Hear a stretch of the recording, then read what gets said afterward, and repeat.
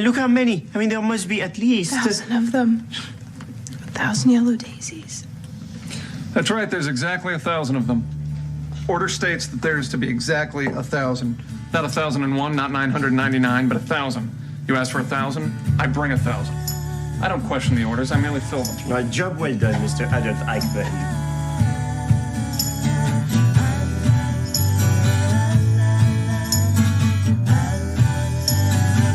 Okay, I just finished the last episode of season 1 of Gilmore Girls. So season 1, episode 21, Love, Daisies, and Troubadour. Y'all, Max Medina proposed to Lorelai.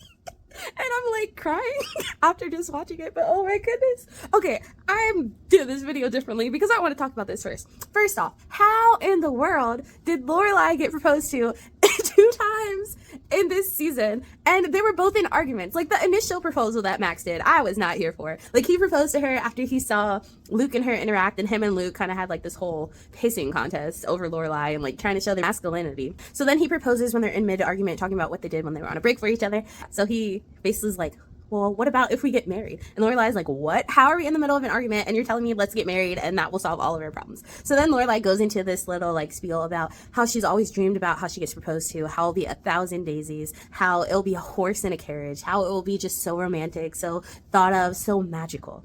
So then the next day, oh my goodness, why am I so excited? Like this isn't even happening to me, but I like feel it and I was like just bawling my eyes out. Okay. Why? Okay. So, Musa. Yeah, so then the next day she goes to the Independence Inn and she basically has Kurt outside with Michelle and they're arguing and Michelle's like, I'm the one who does the flowers, like, and Kurt's like, the order said that Lorelai has to be here to sign for it. And Lorelai, like when she hears that, she knows what it's for. So then she walks in and you just see all the daisies everywhere. And it's so gorgeous and it's so magical. And side thing, because this is where my mind's taking me, but I was actually reading something where it was like behind the scenes of like Gilmore Girls, and when they filmed that scene, it's actually like a lot more than 1,000 daisies, because when they just did 1,000, it was like barely covered the room. So I think it's like a lot more daisies, but I mean, just looking at it, it's so gorgeous, so sweet. Yeah, so then she calls Max and Max is like, I know what I want and it's you. And it's just like you hear his whole little spiel and it's so romantic. And then at the end of the episode, you basically see Rory and Lorelai running to each other because they both have news to give. But oh my goodness, Max Medina, magical. It was so amazing. So I thoroughly enjoyed the 1,000 Roses proposal. That's probably one of my favorite scenes that I remember from all of Gilmore Girls because it's so well thought out. It's so sweet. It's so romantic. It's just so gorgeous. Like, oh my goodness. First off, it's like he listened to what Lorelai said and he did that. Like, it's a guy that listens. Max Medina. Oh my goodness. So yeah, how they ended it, I love it. Like, it kind of ended with the cliffhanger because Max is like, you think about it. I know what I want. You don't have to give me an answer now. So we'll find out in season 2 whether or not she says yes. But oh my goodness, it was so magical. I am here for it.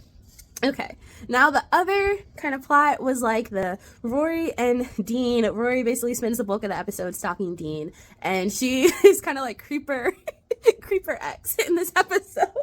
So she like first goes to where he works and she's like creeping around the aisles and she's like, I want to talk to your bag boy. So then Dosey sends him to Rory and it's not Dean. So then she leaves. And then she shows up at Dean's house and she's like creeping out Dean's little sister. And which also, side thing, it is weird to me that Rory and Dean were dating for so long and Dean met Lorelai, but Rory never met anyone in Dean's family. Like, what is that? Like, to me, a little suspect that she just never, like that, I don't know. I kind of feel like that also shows where Rory was in the relationship, that she never even took the time to meet Dean's family. So she goes and she's like creeping, like she's scaring the little girl because she's like asking her all these questions about Dean. And then Rory has this whole speech at their town hall meeting about how sometimes you just want to say stuff, but you don't know how to say it. You don't know how the person's gonna take it. So sometimes you just want to sing it rather than just say. So she goes on this whole spiel as Dean's like there watching. And so in her saying that and all of her creepy thing that Dean finds out about, it kind of gets Dean thinking like, oh, okay, I kind of like, we're not over each other. We're still kind of have something going. So then at the end of the episode, Dean shows up to Chilton and basically he sees Rory Rory with Tristan, because this whole episode Tristan has been trying to ask out Rory, and Rory's like, I don't want anything to do with you. And so Tristan lies to like Paris and her gang, and he's like, oh yeah, I'm going out with Rory. So now Rory is excommunicated again from Chilton and now goes back to getting called Mary. Dean shows up, he sees her talking to Tristan and he gets mad. He's like, I'm leaving. And then Rory's like, I love you, idiot. Like, she finally says the 3 words, and so they end up getting back together. And so it's kind of like a happy ending for like both of the romances for the Lorelai women. The 1,000 daisies. Like, I don't even like daisies, but just that scene and just the colorful like yellow daisies that you see, it's so gorgeous. And it's just the fact that Max Medina listened and he's like, I want this to be magical for you. Like, the first proposal was trash. He should not have proposed to her that way. Max, you were wrong.